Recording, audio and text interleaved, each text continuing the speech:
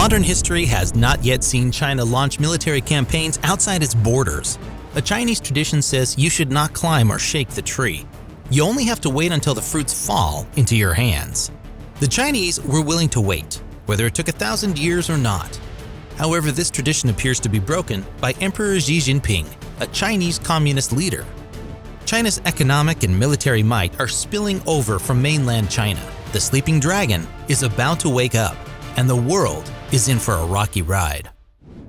The fact is that China has not had a global maritime strategy over the last 3 centuries, which is why it needs to regain its maritime status before it can claim world leadership. But in modern times, getting by without reliable protection of its maritime trade routes is impossible. The sea carries almost 95% of China's foreign trade turnover. This applies both to imports and exports. As you can see from the map, Beijing has no control over its sea routes. In addition to the coast of the mainland, the Chinese fleet is crammed in the waters of 3 seas: the mainland, islands, and archipelagos where other states, including the United States, have their naval bases. In the yellow, East China and South China Seas, the islands and archipelagos serve as a straitjacket for Beijing's communist regime, or as nooses for sleeping dragons. In just a few days, any aggressive action by the Chinese Communist Party could trigger sanctions that would turn the Chinese economy into a phantom. Tens of millions of unemployed people will quickly forget about communist ideas and become out of control. Obviously, Xi Jinping wants to eliminate deterrence. To do so, Beijing must take control of Taiwan, the military operations are ready now. It is important to note that the People's Republic of China and the Republic of China in Taiwan are separate states. The Kuomintang troops and ruling elite were evacuated to Taiwan after the Civil War of 1927 through 1950. Since then, there have been 2 Chinese nations on the world map: the People's Republic, which has its capital in Beijing, and the Republic of China, which has its capital in Taipei. The people of Taiwan disliked the example of Hong Kong, which returned to China at the dawn of the 21st century. In contrast, Beijing considers Taiwan a rebellious province and wants to seize it by force. In the 21st century, the only thing that holds China back is the impossibility of genocide. The island's inhabitants can't live under the iron palm of communism, so they will have to be forced by force. Nevertheless, Putin crossed the line. His actions have freed Xi Jinping by attacking Ukraine. He effectively reverted the world to an era in which many millions of lives were destroyed and hundreds of thousands died. Beijing's main strike force in capturing Taiwan consists of Liaoning aircraft carrier and a group of escort ships including Qingdao and Harbin modern destroyers, 4 missile-equipped frigates, a fleet of 4 fourth-generation cruisers, submarines of the Shan project equipped with underwater-launched cruise missiles designed to destroy ground targets. A carrier-based fighter, the J-15, is also part of the Liaoning carrier group. This is a similar aircraft to the Russian Su-33. Beijing will have a good chance of crushing the resistance if it intervenes quickly to prevent the US Navy from interfering. We have outlined the scenario in our separate video. There is no limit to how far Beijing will go in its quest to enter the world's oceans. Taiwan will be only the beginning.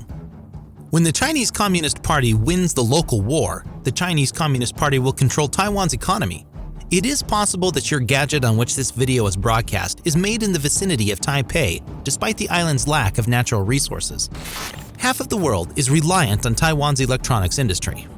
The world will be forced to swallow this pill if the world economy is to avoid a severe recession due to Beijing's immediate declaration of the Spratly Islands as its territory. Taiwan intends to preserve its independence by following the democratic path. A group of islands in the southwestern area of the South China Sea called the Spratly Islands is essential for its presence in the region. Whoever owns the islands controls the ocean. Moreover, the Spratly region is extremely rich in oil and gas. Currently, China produces 3 times fewer hydrocarbons than it consumes.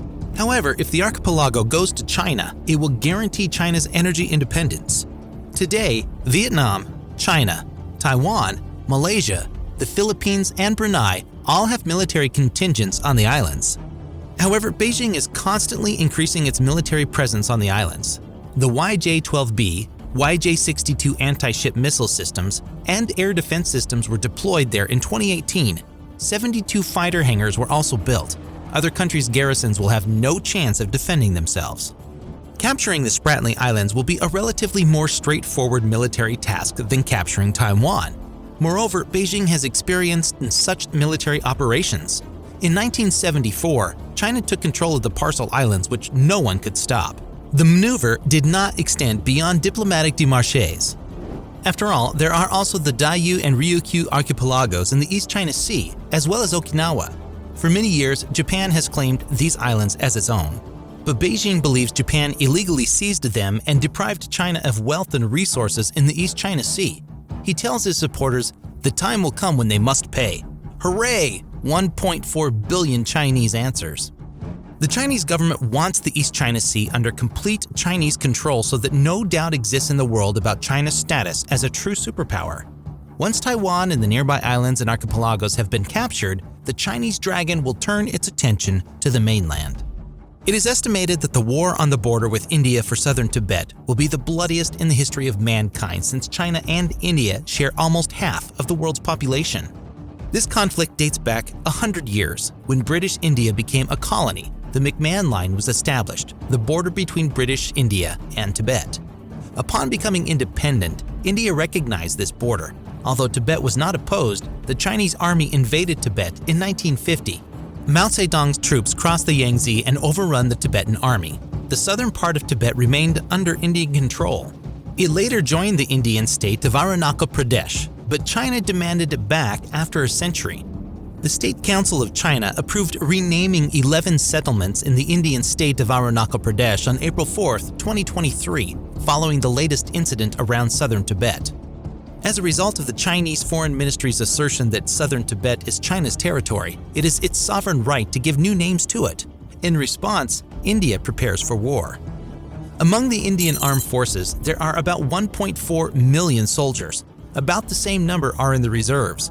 Among the Chinese, there are about 510,000 soldiers in the reserves, but the Chinese have a substantial advantage in infantry fighting vehicles, self-propelled artillery, and multiple launch rocket systems. The Chinese Army's main advantage is its more significant number of helicopters and airplanes. The Chinese Air Force has at least 1,240 fighters, while the Indian Air Force has about 550 fighters. The ratio of attack aircraft and bombers is 371 versus 172. China has almost 300 attack helicopters, while India only has 10. Communist China can win with its superiority in the highlands. The Chinese Communist Party could announce the Great Northern Expedition after this victory, since no single army on the continent could resist the Chinese army after this victory. After all, there are also historically Chinese lands in the north. The Fifth War of the Xi Jinping regime will likely result in the unification of the two Mongolias. Internal Mongolia, which is now part of China, and External Mongolia, which is an independent state with the Ulaanbaatar as its capital. Chinese soldiers are expected to walk out of this war easily, as the parties do not possess comparable forces. Mongolia doesn't even have an army.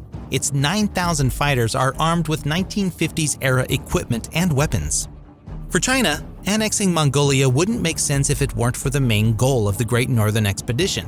That's right. We're talking about Russian Siberia's Eastern Siberia. China has never forgotten its lost possessions. This will be the sixth war. Every Chinese schoolboy knows that Eastern Siberia is Chinese land. Xi Jinping's army will come close to the Russian border, and the Russian army will be in a deplorable state. The best Russian soldiers will die in Ukraine, and the Russian generals will abandon most of the tanks and infantry fighting vehicles. The ammunition depots will be empty, and the population will be worn out from the war and unable to resist. The only hope for Russia is its nuclear capability, but China also has nuclear weapons. Because of the risk of nuclear confrontation, all the steps taken by Xi Jinping turn into a problem for all mankind. That's why the United States is solving the Chinese problem. We won't be able to forgive ourselves if we remain silent.